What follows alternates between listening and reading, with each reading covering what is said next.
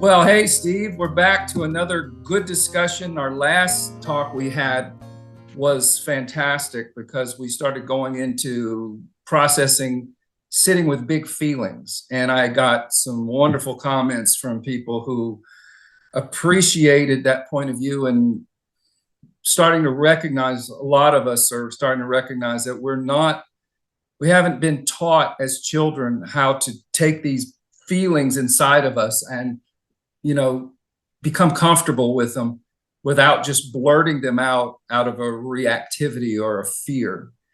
So you and I had talked about part two of this discussion. And if I'm understanding right, we were going to discuss what you're calling self-embodiment. So my thought on that was um, kind of evoked by a passage that I read in Kalia LaRoche's recent book, The Path to Self-Love. And I'm going to read the quote first. I mean, this really is a good kickoff point. She says, "There is nothing spiritual or mature about tolerating a bad relationship. The healthier and more mature we become, the less tolerant we are of abusive or neglectful people." The reason this quote hit me so hard is because it made me realize that in my dealings with people, I've noticed there are basically two types of people that I end up having an interaction with. One of them is, after a conversation, I feel wonderful. I feel uplifted. I feel heard. I feel better than I did before the conversation. And the second type of interaction is the complete opposite. I feel drained. I feel invalidated. I feel belittled. And it may be subtle things that the other person says, or it may be some little digs or comments that they may think is just being sarcastic or humorous. But my gut feeling says, oh, I wish I wouldn't have had this conversation. And for many, many years, I was not aware of the gut feeling of these two types. One makes me feel uplifted, one makes me feel de-energized. So my question to you, and maybe we can kick off the conversation this way, is do you feel that gut sensitivity is a form of self-embodiment? For me personally, I find some uh, charge around using embodiment because of how much it's used in the variety of way that it's used.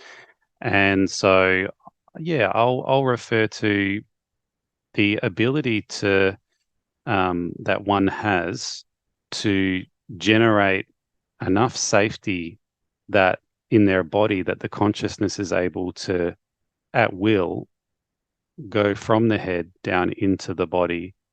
Uh, and I speak about this as a process from a place of trauma in the body, having the effect of driving the consciousness up into the head as a coping mechanism and as a way to be avoidant of the pain that trauma storing in the body,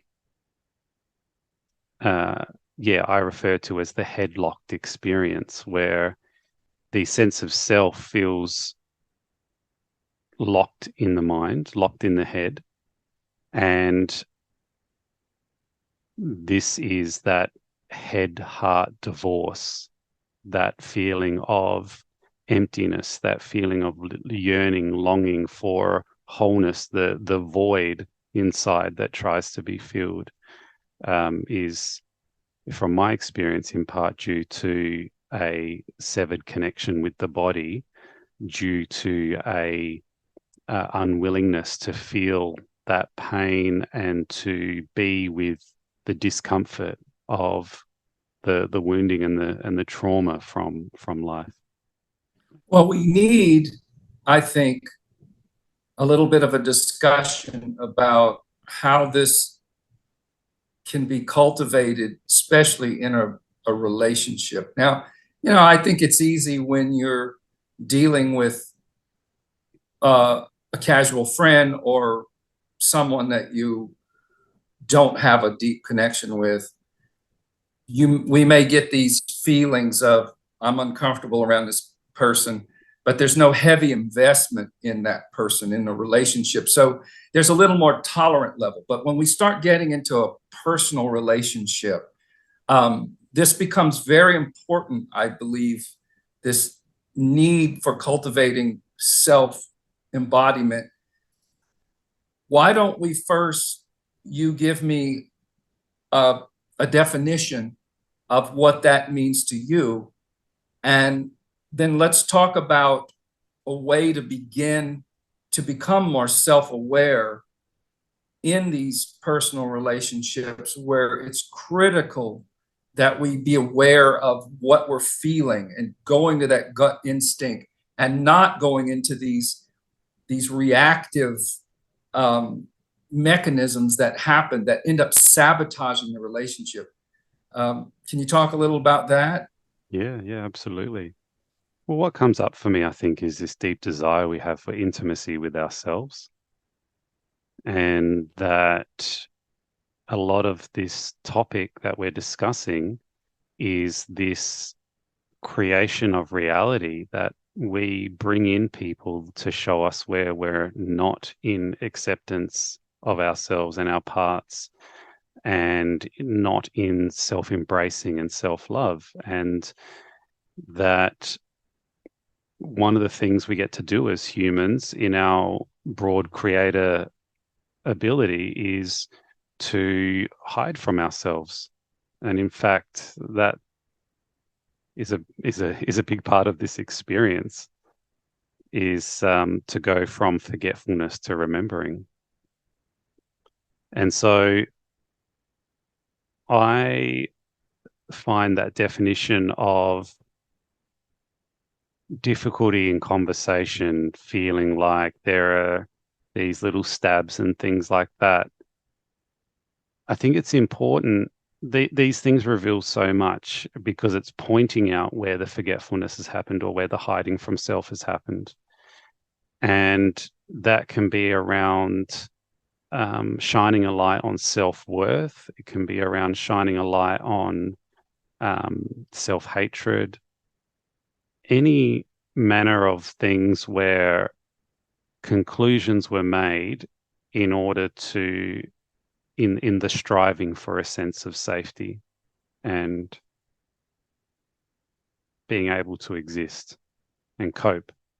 So I think in order to do that, where oftentimes we might not willingly be able to shine a light on those things by ourselves, we engage somebody to come in and be a reflection of those things.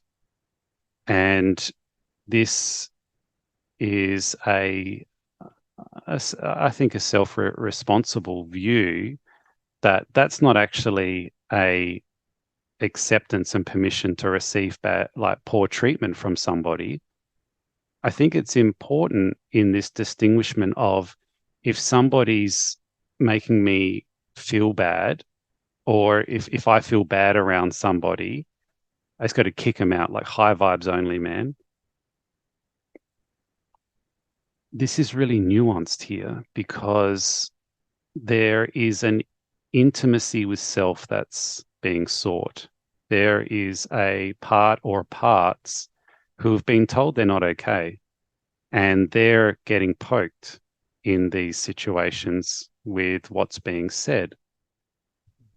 When I have a practice of being able to sit with the charge and work out whether what it's poking is needing resolution or my attention, or there's an opportunity for me to come into more self-acceptance. I think this is that journey of self-mastery we were talking about in our previous conversation.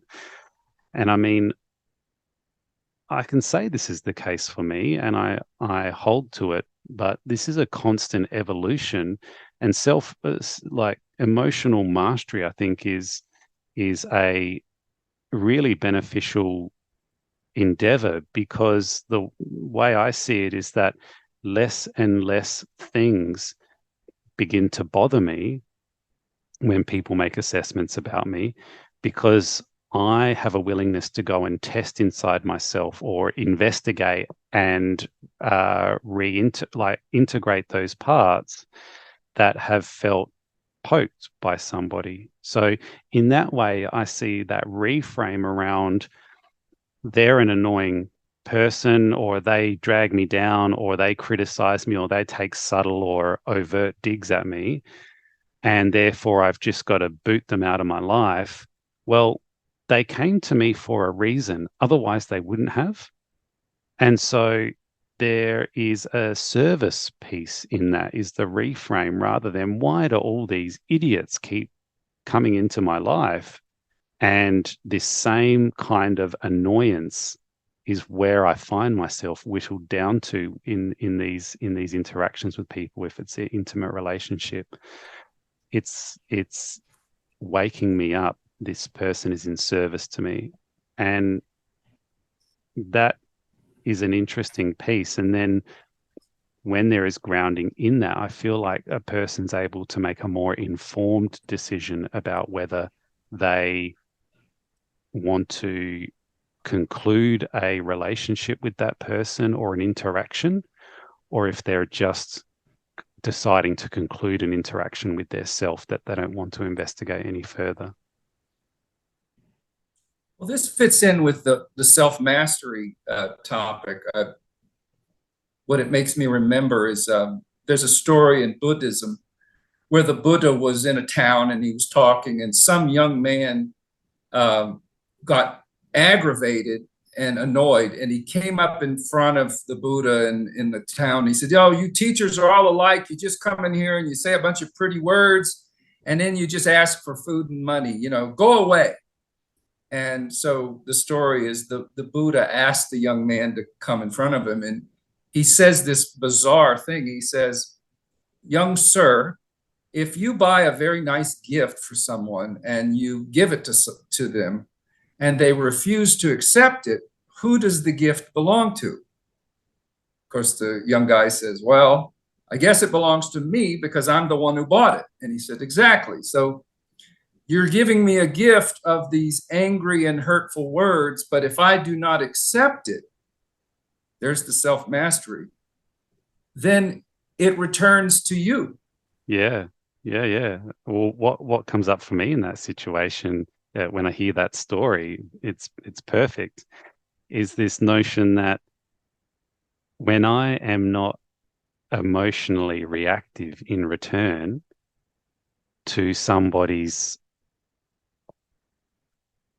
behavior towards me, or something they say, or they're emotionally volatile, and I haven't always been this way. I started off emotionally reactive, and it was by being how I didn't want to be that I started moving towards how I wanted to be, and that was to be in responsibility for how I feel and hold myself when someone says something uncomfortable or attacking or something like that. I wanted to reclaim my power.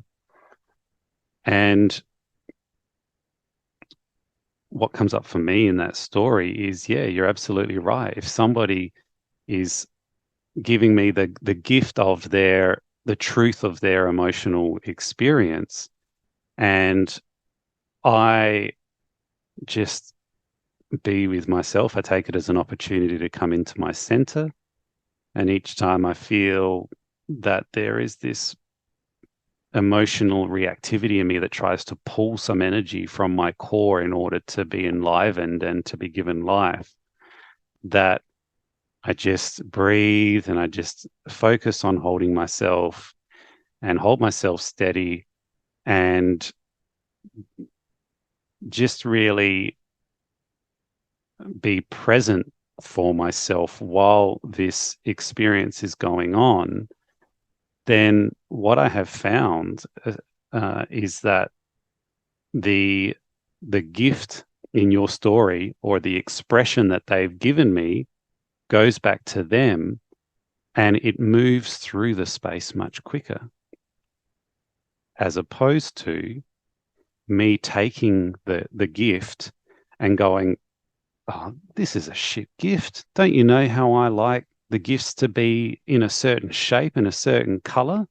Like, what were you thinking with this thing that you chose and decided to give me? This is something you like, not something I like. You see the nonsensical nature of it.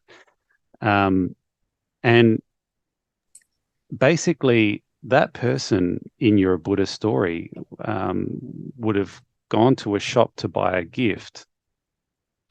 That whole process is their experience. And so if I take the gift, or even if I see them holding it and I react and give them a judgment about it, I'm not letting them have their experience. So if somebody is saying something to me, it's disturbing to me, it's volatile. When I try to make them wrong, I'm saying I'm not allowing them to have their experience. And so I just came to this conclusion. I'm like, let someone have their experience. Let them feel how they feel.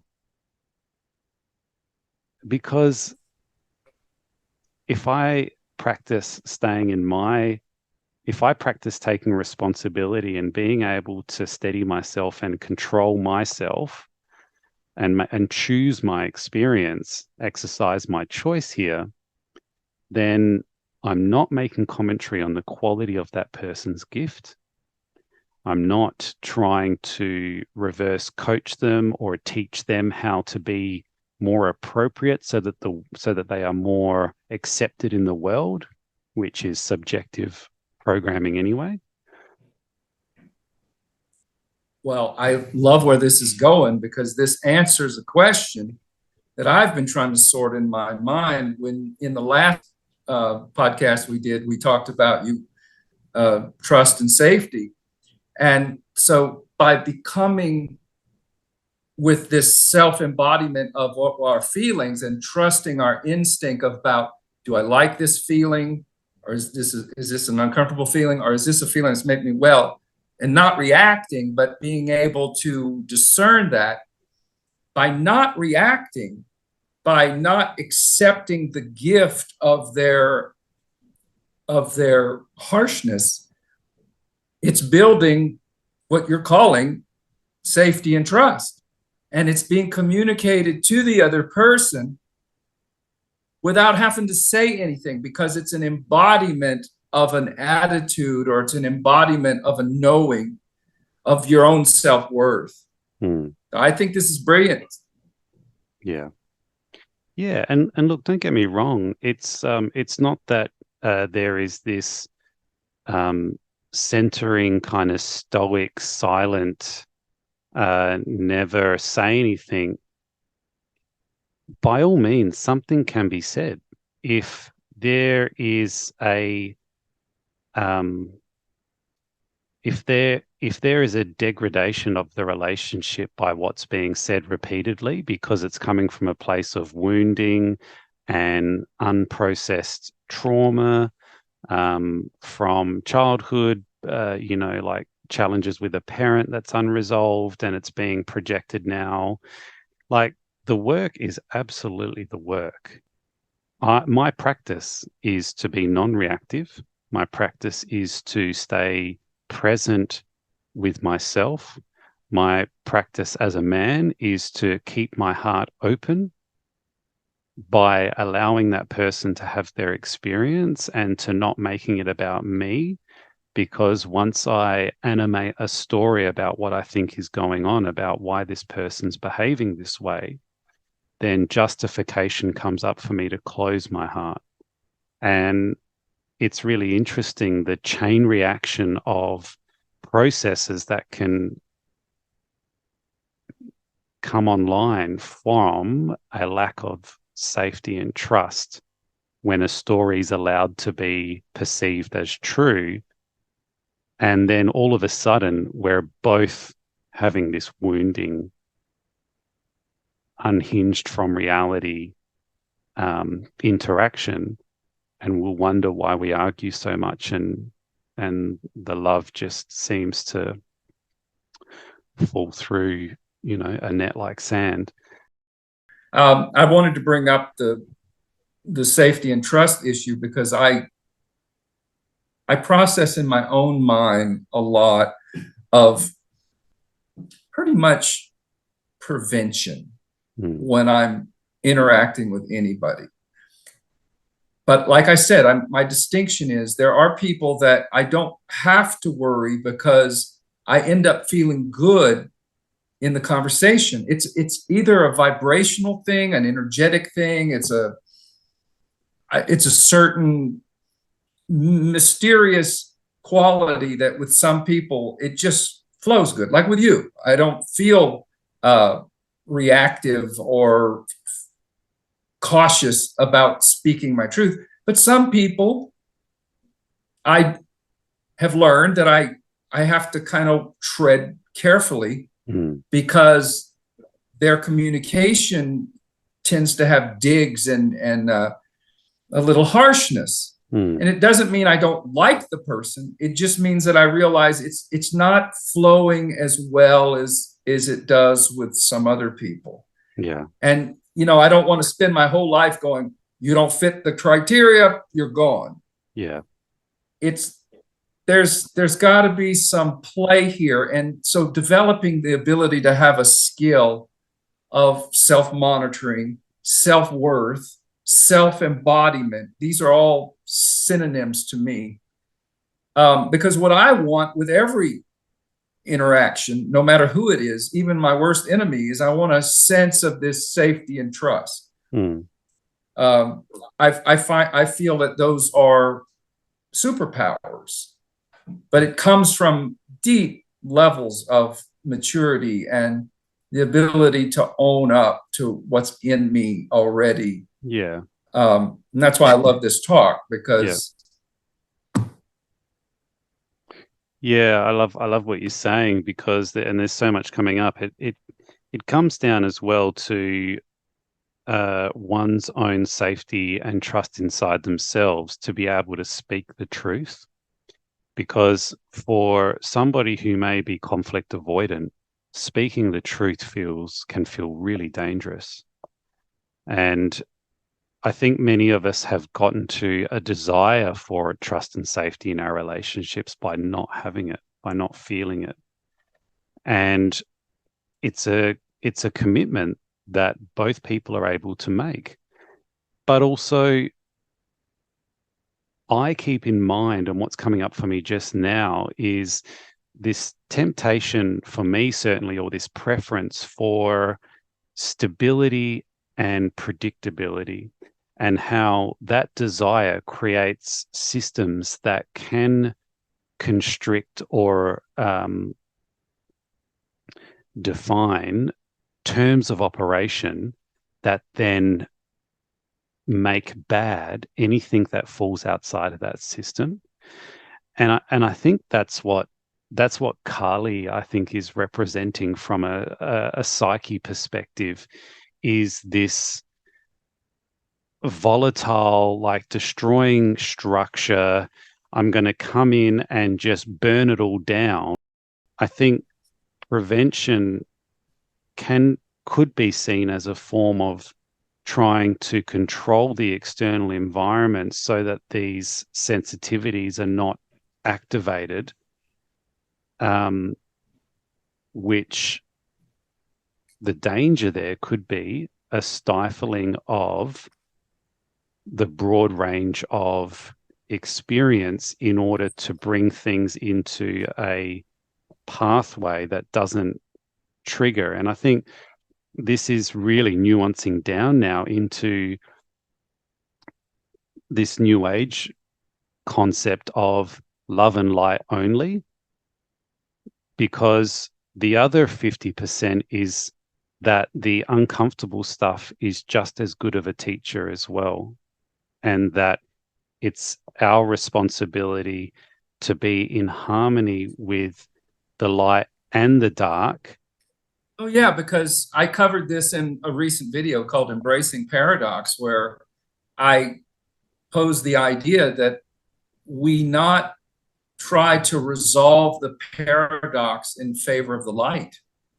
In the new age movement, I mean, we're kind of getting that message of be positive all the time, be loving all the time, and you know, I've kind of come to this conclusion that the best you can do is be in the center, and you can lean toward the light, but you cannot just get rid of the darkness or the pain in favor of just the light. And I see a lot of new agey guru type people. That's kind of their message, you know. And it's I've tried it; it does not work. Yeah, I think some of the most well considered and well balanced people that I come across and that I follow, the likes of Gabor Mate, who works with trauma. This is a person who intimately knows the dark and has understood it for the catalyst that it is, that it serves in so much as to educate somebody in a system of lostness, in a system of confusion that we is a part of the experience that we have when we come here. There's no avoiding it. And that it's better to face it and develop a competency in becoming intimate with it, but not being of it, in order to be able to acknowledge it and be with it. Because oftentimes what keeps it persistent is a denial of it, is a pushing away from, is a leaning out. And all that happens then is it just persists somewhat unconsciously as a weight, as a avoidance of self.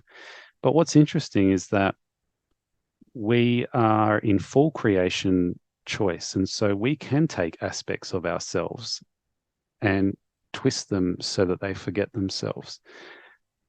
But nonetheless, our light's inside of that.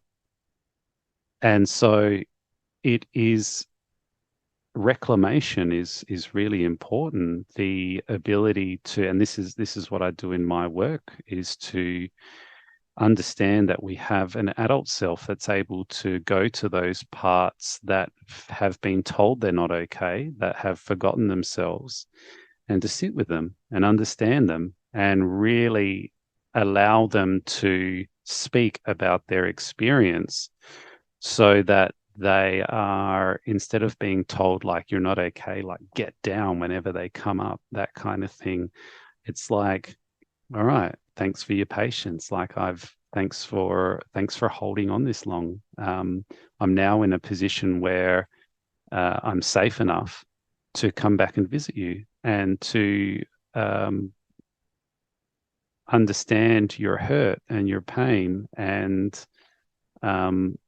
really allow you to be heard, and just really allow you, full stop.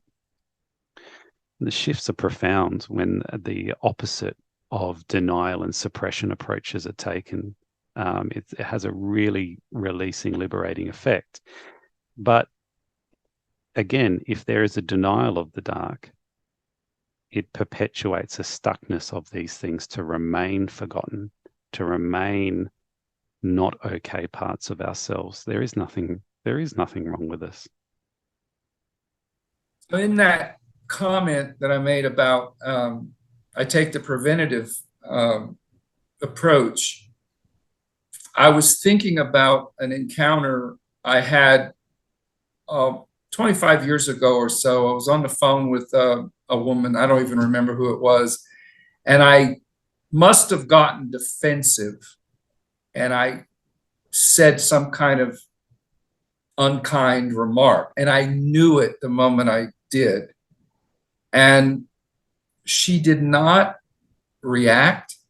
She did not have a negative response. And I couldn't bring myself to apologize. So a couple of days later, uh, I called her to apologize. And I'll never forget what she said to me. She said, I have learned a long time ago to always practice pre-forgiveness. And it was like what she was saying, and I didn't even realize it till you and I had this conversation, is that she'd come to this place where she was just going to release the charge, as you call it, in the moment. That seems And quite that's masterful. a Would good you agree? example of self-mastery. Hmm. Yeah.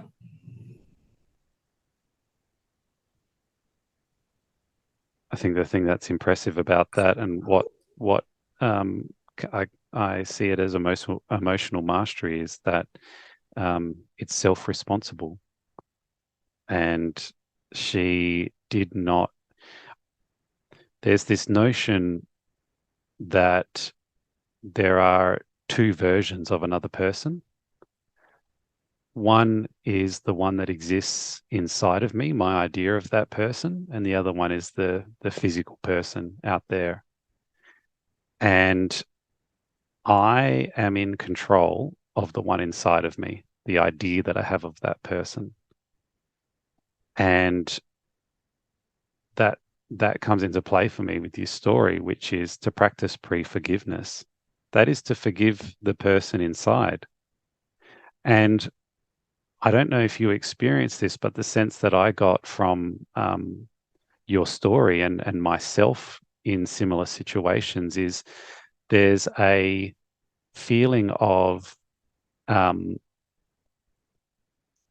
I don't know, they're not holding you in jail. Energetically, you can feel that that person's not carrying charge around that. It just, and again, you're kind of left with your own gift and deciding what you want to do about it. And if it's left with you, I mean, you followed up with her a couple of days later and you're like, hey, I need to talk to you about this because I'm not feeling great about it or whatever. And if it's true that she has mastered that pre-forgiveness, then what a great way to exercise personal freedom and be self-empowered uh, as a choice things get when difficult things come her way.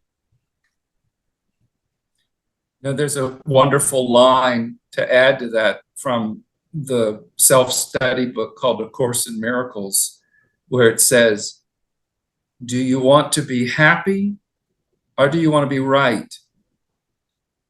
And it really does come down to personal choice, situation by situation with each person. And what I'm getting out of this talk is how important it is to make that choice every day, whether it's pre-forgiveness, releasing the charge, having self-mastery, instead of just thinking I'm going to pull out this skill in the moment when I need it. It doesn't work that way. It's got to be something that me personally, I would have to wake up every morning and say, this is my purpose, until it becomes a Mm. habit. Yeah, And self-mastery is something that you really have to want. You have to want it and desire it yeah, and make an effort, because not only for yourself, but to be your beautiful force in the world yeah. of bringing harmony and peace to other people, we have to walk it. Absolutely. I think a commitment, a morning commitment, really primes the mind for the day. Um, Also, creating that connotation in each conversation that this is my practice opportunity. This is my chance to practice, and just shortening that distance between reactivity and this is where I can just cool my jets a little bit and just focus on myself rather than this desire to want to trampoline back at the other person what I think, or tennis back to the other person what I think I've received and I don't want it. And the turmoil of my inadequacies and my insecurities and being made wrong and stuff like that. Yeah, I really loved what you said about do I want to be happy or do I want to be right? And that's absolutely it. And what came up for me was, do I want to be right or do I want to be free? And for me, freedom is that self-empowered, self-responsible choice. And this woman that you said who practices pre-forgiveness, that seems to have the energy of freedom in it. Yeah, that I'm in choice. I have another interesting story that I studied martial arts in my 30s for several years. And what I realized in training, you get to the point where you're always looking for this opportunity to test your skills. And it's not like you're looking to be attacked, but the martial art training creates within you kind of a different sense of perception where you see potential threat and you're in a state where you're ready to respond to it. And I remember bringing this up to my teacher, who was very high Olympic judo champ. He lived in Houston, and I asked him one day, I said, I'm working out this thing about I'm always looking for potential danger to protect myself. And I said, I don't know if this is good or bad. And I'll never forget his answer. It took me a while to figure it out, but he said, once you have one answer to everything, all your problems are solved. And I said, what does that mean, one answer to everything? And he says, it's your initial reaction. He said, you can't have multiple reactions that you practice. Your brain can't do that. You're either going to avoid, step off the line of attack, or you're going to do block and punch, or you're going to kick, or you're going to grapple. He said, whatever is your initial reaction is the reaction that's going to happen. And he said, this relates to psychological self-defense. And I think this pre-forgiveness, I think this self-embodiment as a practice is the ideal. It is the ideal initial reaction to practice. It is the one answer for everything. Yeah. What do you feel about that? Yeah, I can see where you're coming from. I think there's benefit in that. And what it also brings up for me is how well can somebody be with themselves if they feel like they get it wrong in this pursuit of self-mastery, that they are reactive or they do say something that receives an unfavorable response.